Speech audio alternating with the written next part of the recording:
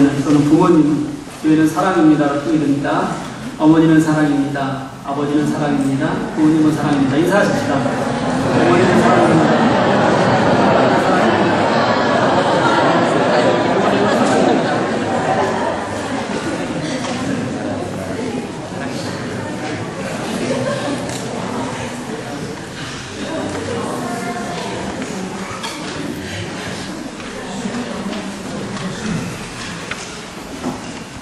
네, 오늘 우리가 읽은 호세아서는 선지서에 해당합니다. 좀 특이해요. 다른 선지서는 선지자가 하나님의 말씀을 받아서 그대로 전하는 데 비해서요, 이 호세아서는 아주 독특한 구조를 가지고 있습니다. 결혼이라는 제도를 여기서 시험 삼아 하셔요. 그래서 이 음란한 여인과의 결혼을 통해서 하나님을 떠나서 우상을 섬기는 이스라엘의 타락을 하나님께서 호세아를 통해서 책망하십니다. 책망하시긴 하지만 그럼에도 불구하고 또 하나님께서는 얼마나 그들을 사랑하시는지를 보여주는 이야기가 호세아서의 이야기다 생각하시면 돼요. 호세아서 1장 말씀은 이렇게 시작합니다. 하나님께서 호세아에게 음란한 여인이었던 고멜이라는 여인과 결혼하게 하시고요, 아이를 낳을 때마다 이름을 지어주시는데 첫째 아들의 이름을 이스르엘, 뜻이 뭐냐면 하나님께서 흩으셨다는 뜻이고요. 두 번째 딸을 낳는데 이름이 무엇이냐면 로루하마, 이게 루하마라는 게요, 긍휼히 여김을 얻었다 이런 뜻이에요. 그 앞에 로라는 부정접수사가 붙은 겁니다. 그러니까 무슨 뜻이에요? 긍휼히 여김을 받지 못한 자 이런 뜻이 됩니다. 셋째 아들을 또 낳았어요. 그리고 나서 이름을 로암미라고 지으라고 명령하세요. 마찬가지로 암미는 내 백성이라 이런 뜻인데 앞에 로 부정접두사가 붙어서 내 백성이 아니다 이렇게 뜻이 됩니다. 하나님께서 왜 이렇게 이름을 붙여주셨냐면 이스라엘이 하나님을 떠났다, 그리고 우상을 섬기고 있다, 이게 영적 음란이다 라는, 그래서 하나님께서 너희들을 심판하실 것이다 라는 심판의 메시지를 그 가정과 이름을 통해서 하나님께서 알려주시는 겁니다. 그런데 이런 심판은 또 금방 회복과 구원의 메시지로 바뀌어버립니다. 이렇게 바뀌어버리면서 로라는 부정접두사가 사라져요. 그래서 형제에게는 내가 암미라 할 것이다. 무슨 뜻이에요? 내 백성이라 할 것이다. 자매에게는 내가 루하마라고 할 것이다. 뭐라고요? 너희는 긍휼히 여김을 받은 자다 라고 이렇게 다시 한번 말씀해 주십니다. 호세아서를 읽으면요, 바로 이게 왔다 갔다 해요. 한 번은 심판의 메시지, 또 한 번은 하나님께서 그럼에도 내가 너희들을 놓지 못한다는 하나님의 사랑의 메시지가 계속 반복이 돼요. 이스라엘이 심판을 받을까요? 안 받을까요, 여러분? 찍으세요, 그냥. 받을까요? 안 받을까요? 받아요. 그런데 이스라엘을 떠난, 하나님을 떠난 이스라엘의 심판을 받을 겁니다. 그런데 그 심판은 하나님께서는 최종적인 목표가 아니라는 거예요. 하나님의 최종적인 목표는 뭐라고요? 그들을 돌아오기를, 내 백성 삼기를 뭐 하시는 거예요? 기다리시는 겁니다. 왜일까요? 하나님은 그들을 사랑하시니까요. 그래서 기다려 주시는 겁니다. 이런 호세아서 말씀 중에서 그 중에서도 하나님의 사랑이 가장 뜨겁게 잘 표현된 본문을 찾아라 하면 우리가 오늘 읽었던 이 본문이라고 생각하시면 됩니다. 오늘 본문은 하나님께서 이스라엘을 어린아이라고 표현하면서 시작합니다. 이스라엘을 어린아이로 표현했어요. 그럼 하나님 자신은 뭐라고 표현하시는 걸까요? 아버지로 그렇게 표현하고 싶어 하시는 게 당연하죠. 아버지의 사랑으로 오늘 본문을 한번 읽어봐라 라고 그렇게 우리들에게 말씀하고 있는 겁니다. 어떻게 사랑하시나 한번 볼게요. 1절 말씀은 이렇게 말합니다. 이스라엘이 어렸을 때 내가 사랑하여 내 아들을 애굽에서 불러냈거늘. 하나님이 보실 때 애굽에서 광야로 불러내던 이스라엘은 어린아이 같았다는 겁니다. 한번 생각해 보세요, 여러분. 우리 부모가 어린아이들을 대할 때 어떻게 대하고 어떤 정성을 쏟는지 여러분 한번 생각해 보십시오. 아마 다른 것과 비교하지 못하는 그때 그 어린아이에게 쏟는 것은 정말 큰 사랑일 거고요, 정성일 거고요, 간절함일 거고요. 이런 것들이 어린아이에게 쏟는 부모의 마음에 다 들어있을 겁니다. 그런 사랑으로 내가 너희들을 어떻게 했다고요? 애굽에서 불러냈다 말씀하세요. 3절 말씀은 이렇게 얘기합니다. 걸음을 가르치고 팔로 안았다. 아이의 성장을 위해서 하나님께서는 그들을 교육시키셨다, 훈련시키셨다, 그리고 그들을 보호했다, 이런 말씀이 됩니다. 4절 말씀은 이렇게 얘기합니다. 사랑의 줄로 이끌었고 목에서 멍에를 벗기고 먹을 것을 주었다, 이렇게 말씀하세요. 멍에를 벗기는 자 같이 되었다는 말은요, 짐승이 먹이를 먹을 때 먹이가 이렇게 각 차 있으면은 먹이를 먹을 수가 없어요. 그래서 멍에를 느슨하게 해주거나 벗기거나 그렇게 해서 편하게 먹을 수 있도록 도와주는 것을 말하는 겁니다. 앞에 문장은 이런 문장이 있었어요. 내가 사랑의 줄로 이끌었다. 이 사랑의 줄로 이끌었다는 것과 내가 너희의 멍에를 풀고 앞에 먹을 것을 두었다라는 얘기는 사실은 동일한 표현입니다. 어떤 표현이냐면요, 억압된 상황이 아니라 정말 사랑하는 마음으로 정성을 다해서 그렇게 하나님의 은혜와 사랑으로만 내가 너희들을 돌보는 시간이었다라고 그렇게 말씀하시는 거예요. 그렇게 하나님은 부모된 마음으로 어린아이와 같았던 이스라엘을 하나님은 깊은 사랑으로 돌보아 주셨습니다. 그럼 이런 하나님의 사랑에도 불구하고 이스라엘은 어땠을까요? 5절 말씀을 보면 그들은 애굽 땅을 계속 그리워하는 것 같아요. 그곳에서 그렇게 우리가 고통스러워서 살 수 없으니 하나님 도와주십시오라고 그렇게 외치던 이들이 아직도 애굽 땅을 그리워하고 그리고 하나님께 돌아오기를 싫어했다고 그렇게 5절에 설명합니다. 7절 말씀 한번 볼까요? 내 백성이 끝끝내 내게서 물러가나니 비록 그들을 불러 위에 계신 이에게로 돌아올라고 할지라도 일어나는 자가 하나도 없도다, 이렇게 말씀하세요. 이 내 백성이라는 단어를 앞에 하나님께서 사용하셨던 단어로 그대로 바꾸면 이겁니다. 내가 사랑하는 어린 아이, 내 자녀처럼 내가 너희들을 끌어냈고 내가 너희들 어린아이에게 걸음마를 가르치듯이 걸음마를 가르치고 팔로 안아서 너희들을 보호했고 그리고 사랑의 줄로 이끌어서 어려움을 덜어주고 너희들의 생명을 위해서 먹을 것으로 매일 먹여 주었는데도 불구하고 그럼에도 불구하고 그들은 끝끝내 하나님께로 돌아오지 않았다. 더 멀어져 갔다는 말입니다. 아무리 돌아오라고 불러도 하나님께로 돌아오는 사람들이 없었다. 아무리 사랑으로 그들을 감싸고 돌보아도 하나님께로 돌아오지 않았다. 이게 얼마나 큰 슬픔일지, 아픔일지, 괴로움일지 저는 이 하나님의 그렇게 말씀하시는 말씀 안에 다 드러난다고 생각이 들어요. 그럼에도 불구하고 하나님께서 하시는 간절한 사랑의 고백이 있습니다. 8절 말씀이에요. 같이 한번 읽어봤으면 좋겠습니다. 읽습니다. 시작. 에브라임이여 내가 어찌 너를 놓겠느냐, 이스라엘이여 내가 어찌 너를 버리겠느냐, 내가 어찌 너를 아드마같이 못하겠냐, 어찌 너를 소고기같이 두겠느냐. 내 마음이 내 속에서 돌이켜 나의 긍휼이 온전히 불붙듯 하구나. 아멘.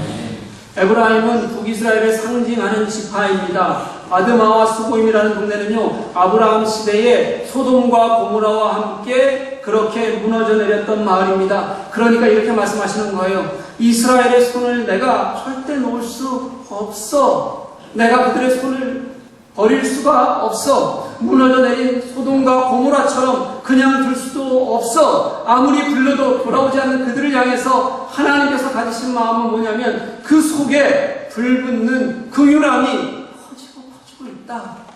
이렇게 하나님은 당신의 사랑을 고백하신다는 거예요. 여기에서 이 긍휼이라는 단어가 히브리어로 라함이에요. 숨쉬다, 동정하다, 이런 뜻이에요. 언제 많이 쓰냐면 부모와 자식 간의 사랑에 쓰고요. 형제 간에 끊을 수 없는 사랑을 얘기할 때 쓰고요. 또 다른 감정의 표현으로는 언제 쓰냐면 안타까운 마음이라고 얘기할 때 쓰고요. 또 숨으로 내가 숨이 끊어질지도 모르는 정말 내 숨을 걸고 얘기하는 간절함에 이 단어를 갖다가 써요. 하나님은 그런 마음으로 우리를 사랑하신다라고 호세아는 그렇게 우리들에게 하나님의 말씀을 전해 줍니다. 이렇게 호세아서 말씀을 보면 하나님은 당신의 사랑을 아버지의 마음으로 그렇게 표현하고 있는 거죠. 아버지의 마음을 한번 생각해 봅니다. 하나님이 그렇게 표현하지 않으셨다고 할지라도 우리는 하나님의 마음이 그런 것을 알고 있습니다. 우리가 이 땅에서 체험할 수 있는 하나님의 사랑을 가장 닮은 것을 찾자면 저는 어머니의 사랑이고 아버지의 사랑이라고 생각합니다. 우리네 어머니들이 그랬던 것 같습니다. 그저 헌신적이었습니다. 뭐 하나 더 주어야 한다고 그렇게 생각했습니다. 그거 못해주실 때는 그렇게 속상해 하시는 분이 어머니들입니다. 아버지들은 표현법은 조금 다른 것 같습니다. 그런데 예전 우리 아버지들을 보면 그냥 구분둥과 홀로 먹먹한 표정을 지으시는 것으로 당신들은 자신들의 의견을 그렇게 표현하셨습니다. 제가 예전에는 몰랐는데 나이가 들어가면서 조금씩 알게 되는 것 같습니다. 여러분들도 잘 아시다시피 저는 표현에 굉장히 인색한 편입니다. 사랑한다는 표현도 이상하게 무뚝뚝하고 빈잔하듯이 할 때가 많습니다. 그러면 여러분 그냥 사랑하는 걸로 알아들으시면 좋겠어요. 그런데 요즘은 제가 조금 쑥스러워도 가끔씩 표현을 하는 중입니다. 그래서 성도들이 가끔 깜짝깜짝 놀라요. 원래 제가 그렇게 부드러운 사람이었다고 또 이해해 주시면 좋겠습니다. 제가 저의 이런 모습들을 좀 이렇게 돌아보면서 어른들의 사랑을 생각하면 얼마나 제가 부모답지 못한지를 느낄 때가 참 많습니다. 그게 언제냐면 제가 이런 얘기를 가끔 자주 해요. 야, 이만하면 됐잖아. 아빠가 얼마나 더 해줘야 되는데 더 이상 나는 너에게 해줄 수 있는 게 없어. 아이들에게 이렇게 말을 하고 있는 나를 볼 때 되면 참 내가 얼마나 자격이 없는지 깨닫게 됩니다. 예전 우리 어머니들은 그러지 않았던 것 같습니다. 그저 그렇게 미안한 게 많으셨는지 늘 뭐가 이렇게 우리를 보면 안타까운 게 많으셨는지 그분들을 보면 포기하지 않는 사랑이 무엇인지를 잘 보여준다라고 그렇게 생각이 듭니다. 자신들의 헌신을 자신들이 살아오셨던 삶에 자녀들에게 주셨던 과정을 이만하면 충분하다고 여긴 적이 우리 어머니들 아버지들은 없으셨던 것 같습니다. 더 해주지 못해서 미안하고 그래서 늘 주인이었던 분들이 어머니입니다.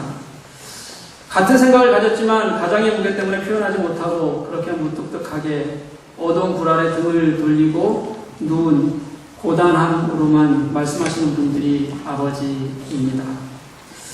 저는 그런 마음을 지금에서야 조금씩 알아갑니다. 저는 어려서 아버지를 잃었습니다. 그래서 아버지의 사랑을 잘 모릅니다. 또 저희 어머니는 그렇게 살갑지 않습니다. 그래서 살갑게 어머니와 마주하는 시간을 보내지도 못했습니다. 그런데도 제가 이런 것들을 깨달아가는 걸 보면 그 짧은 시간, 살갑지 않았던 그 시간 속에서도 우리 부모님들의 마음이 얼마나 컸었던 것인지를 더 잘 알 수 있는 것 같습니다.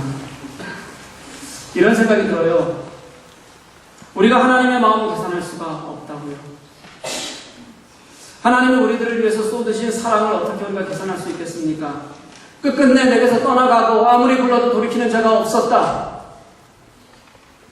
그럼에도 불구하고 내가 너를 어찌 놓을 수 있겠느냐? 내가 어찌 너를 버리겠느냐? 내 마음이 너를 향하여 뜨거운 숨을 토하고 그 마음에 불붙어서 내가 너를 그냥 둘 수가 없구나.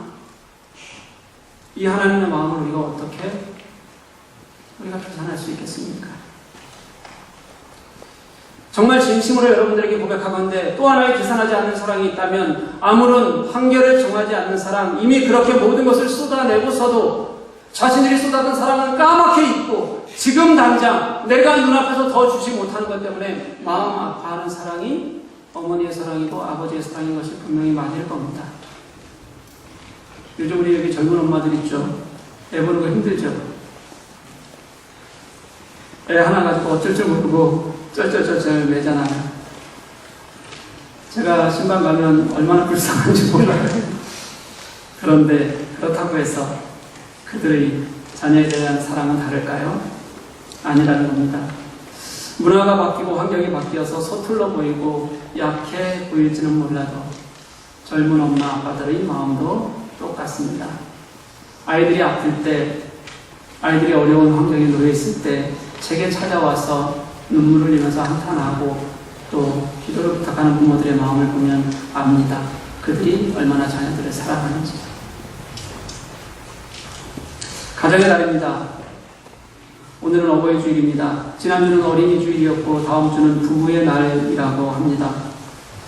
어떤 게 아름다운 가정일까 제가 한번 생각해 보았어요. 예전에는 그랬던 것 같습니다. 매주일마다 어린이 주일은 부모에게 어린이들에게 잘해주세요. 어버이 주일에는 우리 학생들에게 또 우리 젊은 부부들에게 부모님들 잘 섬기자. 부부의 날에는 우리가 좋은 부부가 어떤 부부인가 설교할 수 있을지도 모르겠습니다. 그런데 이번 주 설교를 준비하면서 묵상하면서 이런 생각이 들었습니다. 이스라엘이 오늘 본문의 하나님의 마음을 알았더라면 그들은 하나님께 돌아오지 않았을까요?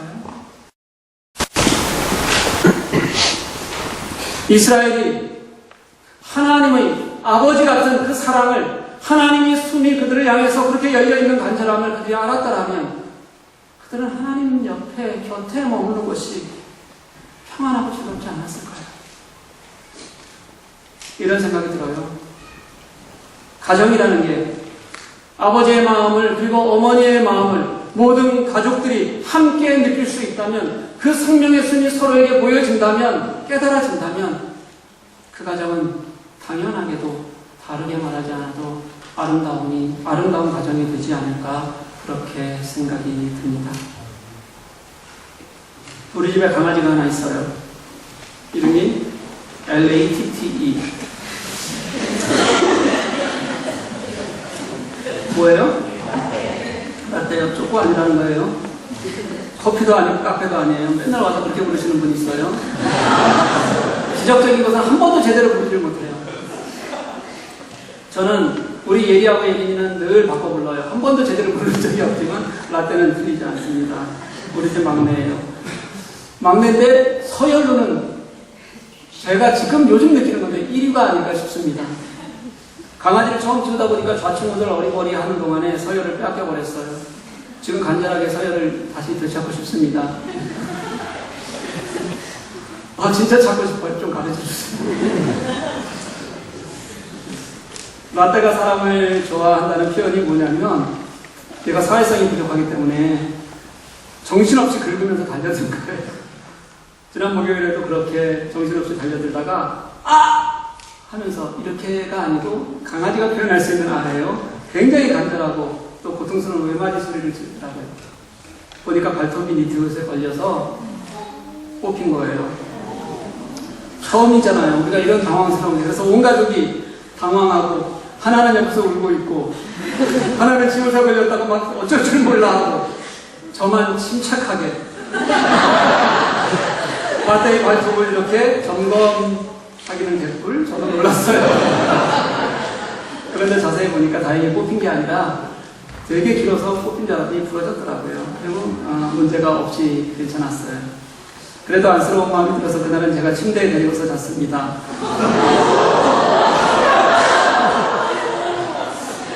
근데 이게 상전이에요.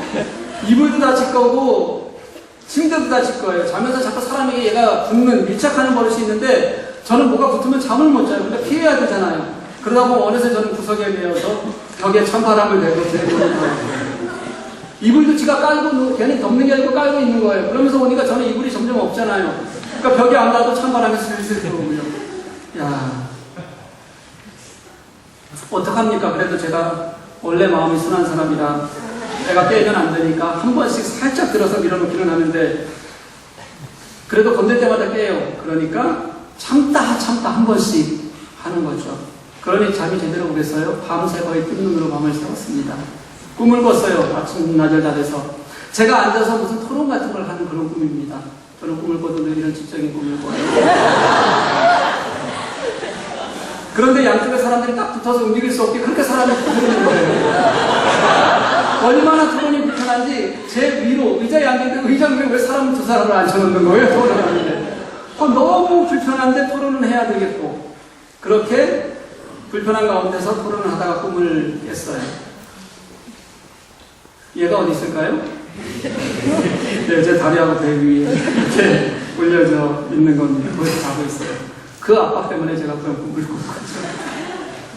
예고 나서 제가 생각을 했습니다. 내가 언제 아이들을 이렇게 조심스럽게 생각하고 재운 적이 있었나?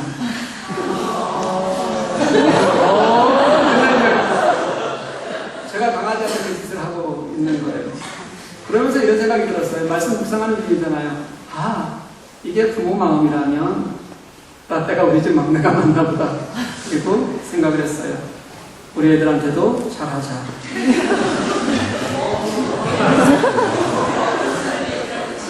네. 뭐 그렇다고 못한다는 건 아닙니다, 여러분. 제가 요즘 목회자로서 교우들을 보는 마음에 작은 변화들이 생겼습니다. 예전에는 아마 서툴러서 그랬을 거예요. 교우들을 목회자의 마음으로 보는 마음이 컸습니다. 생명에 대한 사랑으로 봤어요. 안타까움으로 봤고 하나님의 자녀로서의 공동체로서 그렇게 우리 교우들을 바라봤습니다. 이게 잘못된 것은 아니잖아요. 그렇죠? 그런데 요즘에는 조금 또 바뀐 것이 있습니다. 요즘 부모의 마음으로 교우들을 보게 되는 마음이 조금씩 생겨나고 커져갑니다. 이상하게도 이거는 어른들을 보는 마음도 비슷한 느낌이 있어요. 그걸 저는 하나님 아버지께서 우리에게 주셨던 그런 마음을 배워가는 것이라 생각이 듭니다. 호세아는 하나님의 명령을 따라서 자신의 결혼 생활이 뒤엉켜 버렸습니다. 아픔을 경험합니다. 하지만 그 대신 자신이 그것을 경험하고 하나님의 뜻이 무엇인지 알고 나서 하나님의 진짜 사랑이 무엇인지를 선포할 수 있는 사람이 되었습니다. 심판이 아니라 하나님의 사랑을, 아비의 사랑을, 어린 아이를 향한 하나님의 마음이 무엇이었는지 인도하고 먹이고 품고 키우고 결코 포기하지 않는 사랑으로 자신의 삶을 전할 수 있었습니다.